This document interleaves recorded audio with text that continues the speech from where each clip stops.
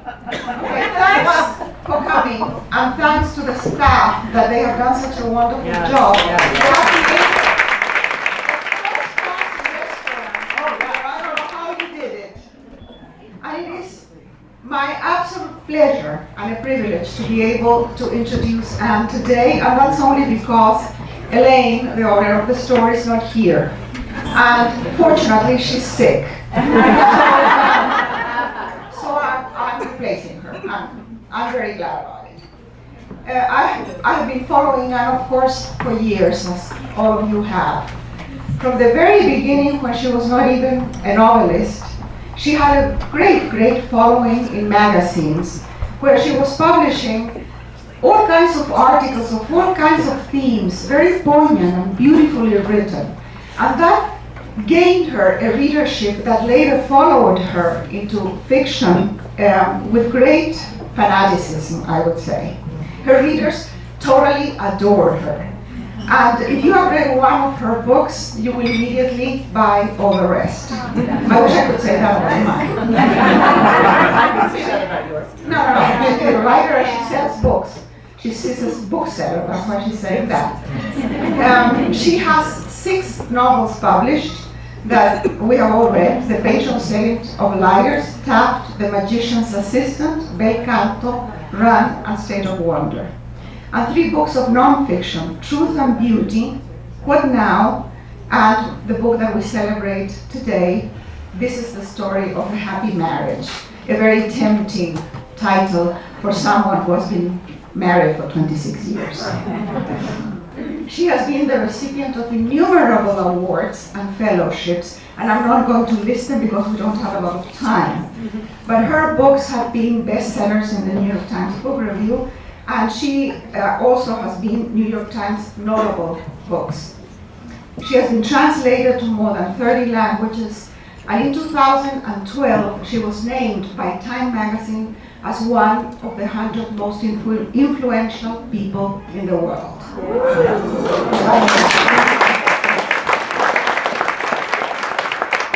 Anne lives in Nashville, Tennessee with her husband, Carl van der Bender. What a wonderful name, Van der Bender. And their adorable dog, Sparky. In the Story of a Happy Marriage, a collection of essays that she had published, some of them in magazines, Anne explores the themes of love, commitment, divorce, marriage, friendship, and the choices she has made. I will start a conversation with her, and we will sit up here so you can see us, and then we will open it and you can ask questions. That's okay. Okay. If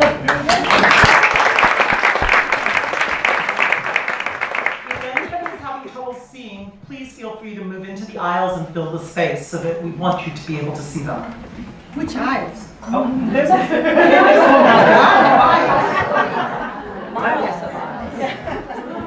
I'm going to give you this mic. Okay. Well, the essay that gives the title to the book, The Story of a Happy Marriage, starts with many pages about divorce. Yes. And about how you come from a lineage of divorced couples, and how your great-great-grandfather in Denmark was already divorced. So no wonder that it took you so long to decide to marry Carl. Yes. It took her 11 years to say yes to a guy who was handsome, affluent, and a doctor, for God's sake. Nobody could understand your reasons. But I would like to know what is your story of a happy marriage that I'm sure is different from his. I'm sorry he's not here. He was supposed to be here, so it's too bad that I can't ask him. We had a really bad hotel room last night. And he's with me for this week of the tour. And I've never done this before, but it was such a bad hotel room that I called Jane Byrne. Isabel and I know each other because we have the same publicist. This morning and said, I can't spend another night here. So they put us in Which is the hotel? it was the Hilton. It's 2026, or it's a Fisherman's Wharf hotel. There's some giant convention in town and there are no hotel rooms. So it was so bad I called this morning and I said, I can't stay here another night.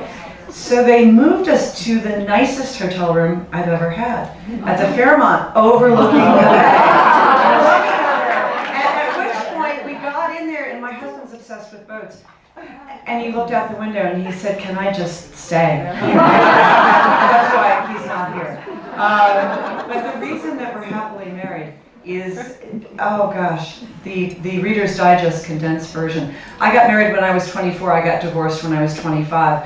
I had a sort of Scarlett O'Hara in the field, as God is my witness moment, which was, I will never be divorced again. It wasn't so much I'll never be married again, but I wanted to never be divorced again. And the way that I figured I could be absolutely positive to never be divorced again would be to never marry again. And my mother, who has been married 3 times, after I got divorced, I'm trying to think of the nicest way to say this. Basically, my mother, I was 25, I moved home, and my mother said, "I want you to go out there and have very close sex." That's what I was working on. I want you to have sex with people. I went to Catholic school. And she said, "I want you to go out there and have sex with people you have no intention of marrying. I want you to go out there and have happy relationships with people you'll be happy with for a week or a month or a year. Stop thinking you're going to marry whoever you sleep with." So I had a very, very nice time for about 5 years. And then I met Carl, and I said, "You know, this is great. I'm never going to marry you." And I fell in love with him, and I got to the point where I said, "I will stay with you until one of us dies." I bought a house down the street from him. I didn't want to live with him either. And Why didn't you want to live with him? I didn't want to live with anyone. I just like to live alone. So then he got very sick. When I was 41, Carl is 16 years older than I am. He got a cardiomyopathy, a parvovirus, and he went up to Mayo, and it looked very bad. They were talking heart transplant list. And he had wanted to get married for 11 years, so when we were flying back from the airport in Rochester, I said, "So when we get home, we'll get married." Because I was thinking, if I have to unplug you, I mean, seriously, honest to God, like if somebody has to turn the ventilator off as your girlfriend, I can't do that. So we came home, we got a marriage license, we got somebody to sign it, we mailed it in. I sold my house, we moved in, and 3 months later, he was perfectly fine.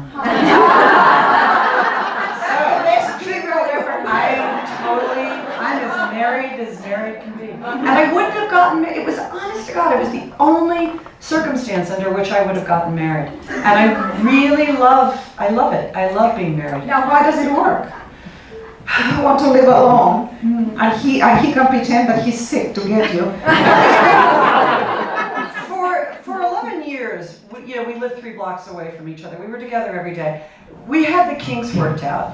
The interesting thing is the difference between being married and not being married. And the difference was we realized that 80% of what we talked about was why we weren't married. Was that he was annoyed that he wanted to get married. I was always explaining why I didn't want to get married. People were always badgering us and really badgering him because he was a handsome doctor, and it was always like, well, if you're not going to marry her, marry me, marry my daughter, my tennis partner, whatever. So it was such a huge issue. I mean, it's sort of, I used to say it's like not having any money, then all you have to talk about is money. But if you have the money, then you don't have to talk about it anymore. Being married was sort of like getting the money, and it was nice. We don't talk about it now, except now I'm on book tour and I'm talking about it. I listened to part of your book on audio because I commute to Sausalito every day, and so I listen sometimes to the audio. And I had to pull over with the story of the death of Rose. Can you talk about Rose and about Sparky and how you got it? Because I want one like that. Rose was her dog. Rose, Carl and I got Rose together early on in our relationship. She was a little Chihuahua Terrier dog. Very ordinary dog. Very ordinary dog. Awesome. Brilliant, genius dog. And when I had her for about a year, I wrote for Vogue back then, and they wanted me to write a piece, and I wrote a piece about getting a puppy and how I had never wanted children, but I had always really, really wanted a dog, and it was great fulfillment. And I had Rose for 16 years, and I realized I had spent more hours of my life with that dog because I work at home than I had spent with my mother or with my husband. And it was a very deep relationship. She lived to be 16. She didn't walk for the last year. I had a little sling. I carried her everywhere. She went everywhere with me. She was my life partner. And when she died, I tried very hard to be a good Buddhist with moderate success. And when she died, I thought, I understand this. You know, she's 16, that's how dogs last. She didn't get hit by a car. She wasn't eaten by a coyote. We had all this time together. She is at the end of her cycle. I really understand this. And I just crashed. I just went down in the ditch in a way that was so shocking to me because I'm a very even-keeled person. I mean, it was almost anthropological. I had these moments of thinking, oh my God, this is what it's like down here. And I was so interested in the fact that it was worse than the death of some people that I had loved. I felt guilty about that. And right about this time, and this is why writing essays is such a good thing, Vogue, I hadn't worked for Vogue in 10 years, Vogue called me up and they said, we're doing this big anniversary issue and we want you to be in the piece. And they said the most popular piece in terms of reader mail we ever had in the magazine was about your puppy. And can you do something like that? And I said, well, my puppy just died. So what if I write a piece about her dying? And they said, great. And it was so good for me. It was really important that I figure out and try to articulate why it hit me so hard, why it was so sad when I completely understood it was coming, and how it was that it was a loss of such magnitude. And it's been really nice to have people pass that article around and call the bookstore. We get calls all the time saying, I read this article in Vogue that she wrote and now my daughter's dog has died and it's the only thing I can think of to console her and can you send it? So that was great. Can we do in fiction the same thing, that is to exorcise the pain or exercise or even answer a question that you have in your soul that you can do in an essay? Can you do it in fiction? You know what? That's a really interesting question and I've never thought about this before. But the difference is in fiction, of course you can do it, but you do it on a tableau writ large.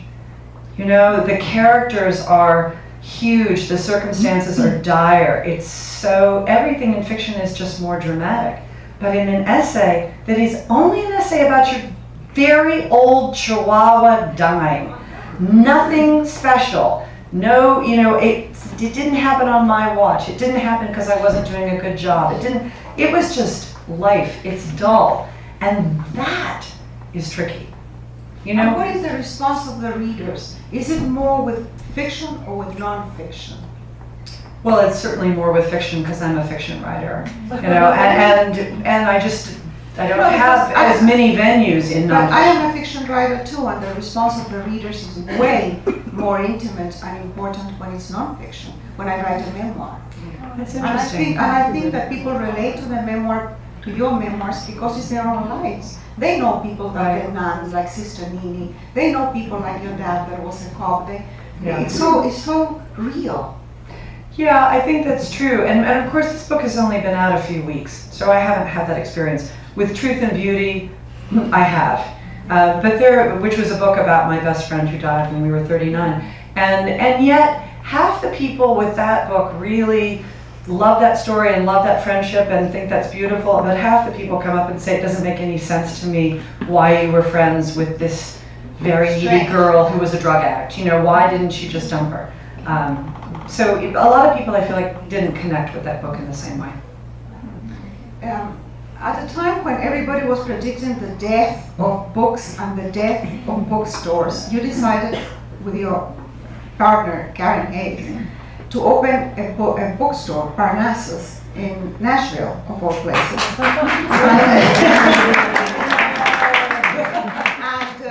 Well, my question is, are you broke? Are you what has happened? All my life, and my parents have always talked about it, I really have a freakish touch with money. And I don't ever go broke. When I was a kid, this is a very roundabout story of getting back around to the bookstore. When I was a kid, my sister and I were in a car accident, and I got $5,000. I think I was 9 years old. And when I was 12 years old, this is a really roundabout story. When I was 12 years old, I found out that the interest on this account was like 2%. Or 13, I must have been 13, but I actually went to court to petition that I could get that $5,000 back, which I wasn't supposed to get until I was 18. And at 13, I bought Cougarins. I bought gold coins with the $5,000, which I kept in the refrigerator of my dollhouse. I then rode the gold market up, sold it, and followed the Hunt brothers into the silver market. I am not kidding you. I never wanted shoes. I don't want jewelry. I don't want, I'm not a stuff person, but I have a really canny way. I don't lose. And so when everybody said, oh, you're going to open a bookstore, you're going to lose your shirt, I was like, my shirt has never been lost. It would have been fine if it had been, because it was something that I believed in, I wanted to do. We had 2 bookstores in Nashville. One was a Borders, one was Davis Kidd, which had been our independent, had been sold to a chain. They were both 30,000 square feet. They both sold more candles and hand lotions than books. And they were both closed at the corporate level. They were both profitable every month. So what do I know? We have 60,000 square feet of book buying retail space in Nashville that is then empty, So I opened a 3,000 square foot bookstore. Do the math. It's not complicated. You're going to find enough readers, and it's been fabulous. And Nashville's been so supportive. Well, good for you. And Isabel, this is what makes it. People like Isabel, who came to the bookstore, who came to Nashville, and I feel. I think that all the writers and everybody, because everybody knows you. Yeah, it's true. It's such a mafia. Where you can call people and say, you know what, now your number's up and it's time for you to come to Nashville. And they all do. And it's so great. So many people have said, because we have the same publicist, we go to the same stores every single time. And people say, I've never been to Nashville. We've had all Wally Lamb and Michael Shea I and remember when Jane Byrne, our publicist, said, you have to go to Nashville. It's Patchett's book. Nashville, it must be so conservative, Republican. I said, no, it's like Austin. Oh, okay. That was it. But it's been so great because people are like, oh, now I get to break out of my rut of going to the same stores over and over again. Reviewers have pointed out sometimes that your stories and your characters your stories are uplifting and your characters are basically good people. That's a problem. Yeah, but even in Bel Canto, the guerrillas are good people and likable. How do you avoid being sentimental or overly optimistic? Are you not accused of being sentimental? I am accused of being sentimental, and I'm accused of being overly optimistic, and I'm accused of writing fairy tales, and I'm accused of, let's make a list of all the things we've been accused of. I have a real shortcoming. I can't seem to write villains. And every time I do, I find compassion for them, and I see their side. I'm really like the horrible, stereotypical liberal that Republicans talk about. It's way too compassionate to everybody. But I think if it was my responsibility to write all the books, if the only author that anyone could read was Ann Patchett, that would really be a problem. But I am one tiny chip in the big mosaic of all the people who write. Of horrors! No, and I always think the people that I know in my life, the people that I meet here today, people are so kind. People show me such enormous kindness. I have never met a serial killer. Not that I know. I have encountered, with the exception of some reviewers, very little brutality in my life. So why is it that people who write about serial killers are the hard-boiled tellers of truth, and the people who write about encountering kindness over and over again are the wacky optimists, the children? I don't know. And this, of course, leads to the next question. What has been the most painful experience of your life? Well, Isabel, the most painful experience of my life. You have to think about it, it wasn't that painful. Lucy's death.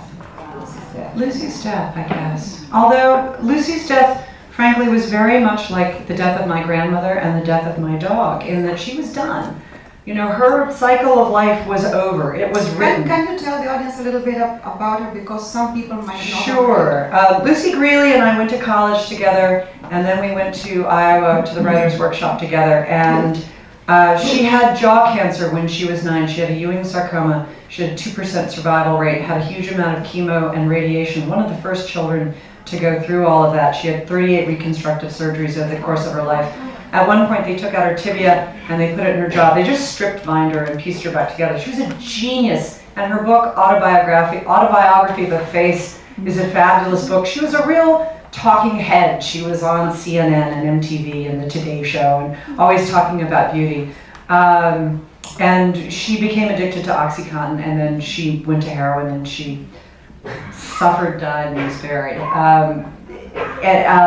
But she was really melting in every sense. You have that much radiation as a child, and it's a very painful story. It's painful.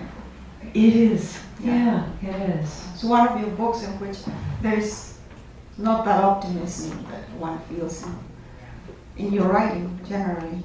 You always knew that you were going to be a writer, which I find extraordinary, to know very young what you want to do, because I have never had a calling for anything. I really wanted to be, I don't know, maybe a call girl? But I don't have the legs for that.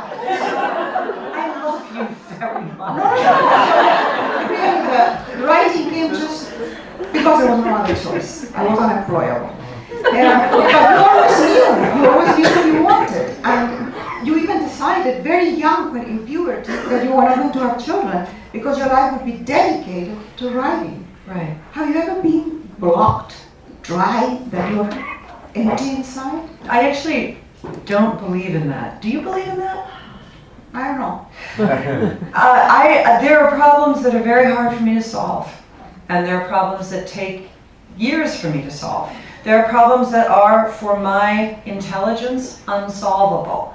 But that doesn't mean that I am blocked by a God, by a force greater than my own. I mean, I really do think my husband goes to work every day. He's a doctor. If he is a very sick patient and he doesn't know what's wrong with them, he will talk to other doctors, he will read, he will study, he will think very, very hard. He will run tests, he will try everything. But he doesn't say, oh, I'm blocked.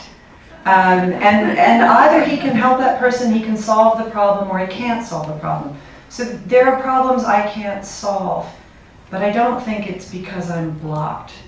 It's at this point in my life, and this is a whole lot of what this book is about, I believe so much in work. If it is in marriage, if it is in love, if it is in art. When I was 18, I believed in creativity. And inspiration. And inspiration. Yeah. I did, and I believed in falling in love, crazy out of my mind. And now I think that falling in love or having inspiration is like a match. And being married for 20 years, writing books for 30 years is like being in a warm house all your life. And the relation to that match and to that warm house is your willingness to split wood. I don't ever sit down anymore and think, am I inspired? I don't look across the table and think, am I in love? I think, you know, this is my life. This is my life's work. And the work is the love. Maybe that is the secret, the story of a happy marriage and the story of a great writer. That you just do it. I think without asking why, you just go ahead. Yeah, exactly. And I think that's true with friendship, with the people that we take care of in our lives. You know, you don't think, well, is this good for me? Should I do it? Is this where I want? You see what you have to do in your life and you do it. Yeah, I remember when I came to this country many, many years ago, somebody said, what is in this for me? What is she asking? What is that question? What is there for me? There's nothing for you except what you give.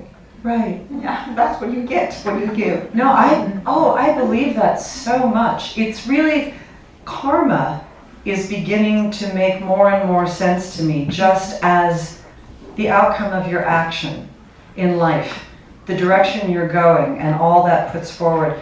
Some neighbors that lived across the street from us that I loved and I'd known forever, I'd known before I moved into the neighborhood. Fabulous people, Alan and Nancy Saturn. Usually somebody in the room knows Alan and Nancy Saturn. They were great, yes, look, she does. Great fixtures in Nashville. Wonderful, loving, doors always open, parties, beautiful, smart daughters. Just everything about them was open-hearted, giving, kind. They died 6 months apart from one another. They both had cancer. And for the year they were dying, you couldn't get a parking spot on our street because 24/7 there were just doors open, floods of people, so much love and joy. And I thought, this is karma. This is what it means to live a loving, open-hearted life, to also have a loving, open-hearted death. Well, that was beautiful. Maybe if you have questions, just raise your hand. We will repeat it here. Yes. Yes, over there in the back. No. You. Thank you. This is absolutely amazing to be in the same room with both of you and overhear this. I feel that way actually I'm too. blown away. I've read both your books are amazing. And now I'm going to ask kind of a personal question, and I'm going to be really brave to ask it, but maybe there's one other person in the room with it. I really resonated when you said, Anne, about you open yourself up, you do what you can do, you keep working at it, you keep working at it, you keep working at it, because that's just what you do, that's why you're here. And I haven't read this book yet because I only got it today, but I understand you were divorced after being married for a year. Right. And so, as a newly divorced person, after 25 years of marriage, you go, I did everything I could do. God bless And you. I did, and I tried. But anyway, my question is to you, then how did you understand after a year of your first marriage that the work wasn't working? Does my question make sense? Yeah, totally. No, totally. And I can answer that very easily. I'm trying when you said, keep going at it. No, I hated my first husband. And you know, Our husbands, so we divorce them, don't we? yes, we do. That's the whole point of divorce. There's a line somewhere in that book that I say, I wish I had been gracious enough to know when to leave, when it was time to leave the party. You can't fix things by working at it. I could work my ass off for the next 25 years to be a ballerina, a pianist, a painter, a lawyer. Can we go on forever? I would never get there. So there's the work that you can do, that the work will take you forward. Then there's the work that will lead to nothing. Then there's also the fact that things really do have a life cycle. When I say about Lucy, she died, she was at the end of her life. It could not have been otherwise. So I also think it's possible to have relationships that have a finite life cycle. It doesn't mean that they're horrible, and maybe it was horrible, but I'm not trying to spin it positive. But things last as long as they last. And I know I'm talking out of both sides of my mouth, but I actually really hold both of those ideas in my head simultaneously. Does that? Yeah, I know when you have to divorce, and that's what you can't touch him. When physically you cannot really have closeness to a person, it's time to part. And when you can't watch them chew their food and Well, that's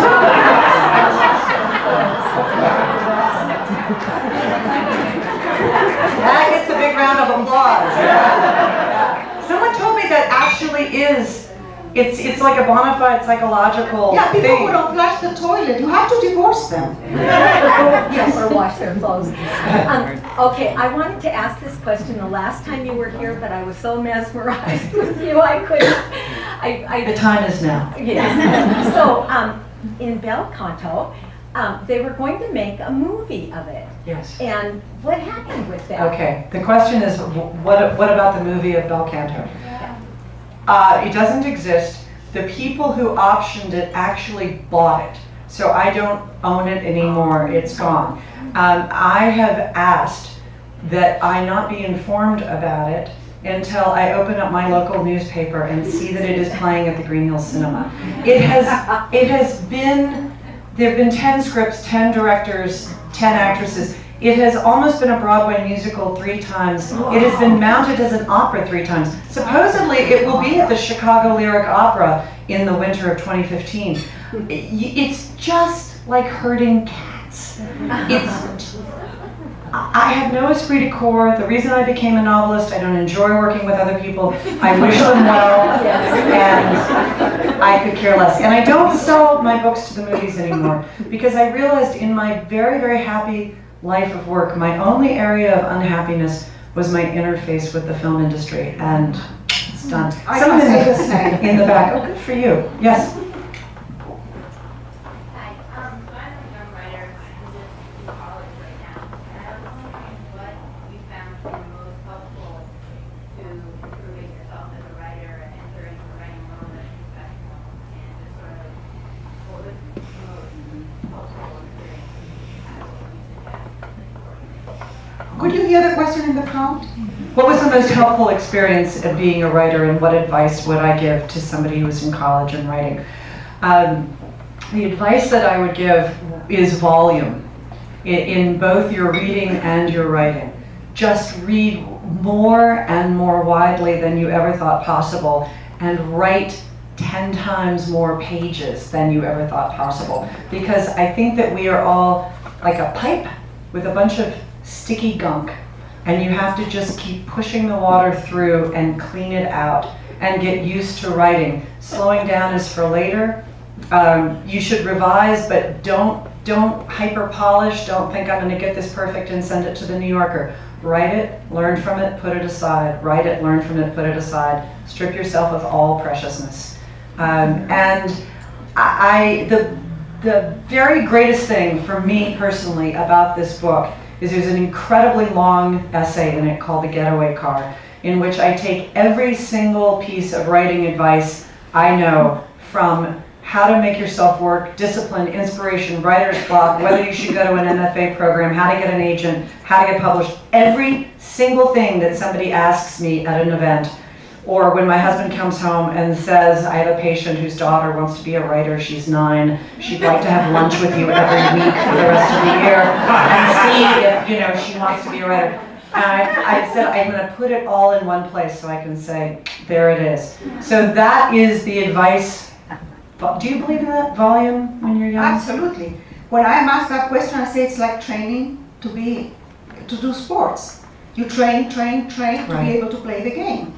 And nobody sees the training and nobody cares. What do I care how much Nureyev trained to be able to jump on this? I don't want him to jump with no effort at all, gracefully.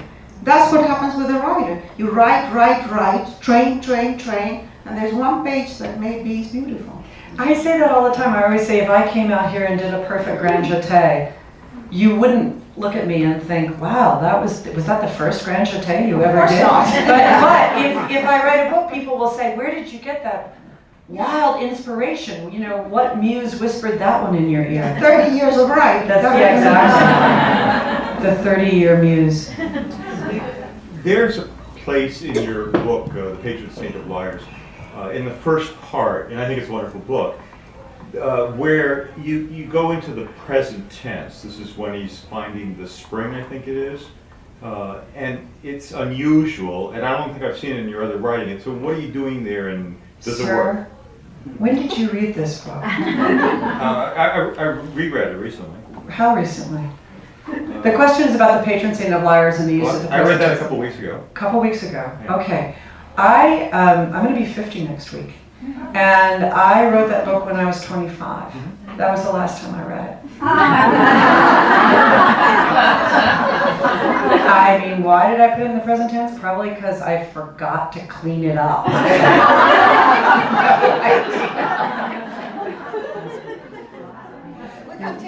We can take one more question and then we will do the signing. Are you going to sign for me? No. Sorry. mentioned a lot your interest in Buddhism, Yeah, but you were raised Roman Catholic, I assume. Right. How did you evolve from one to the other? Do you? It's a natural jump. It's a wonderful thing to have been Catholic. Catholicism is a religion and Buddhism is a philosophy, and they coexist perfectly. I am a very poor Catholic and a very poor Buddhist, but they shore one another up. I am still a Catholic, and Which way are you? yeah, right. I like the fact that you leave that. And, as my nun, Sister Nina, says, our first Catholic Pope. Yes. Isn't that sweet? You know, and it really is, I am Catholic in the same way that I am an American, I am a Tennessean, I am a female, I am a Patchett. There are things that I was born into. Elaine, are you with me on this? Yes. Okay, this is my cousin.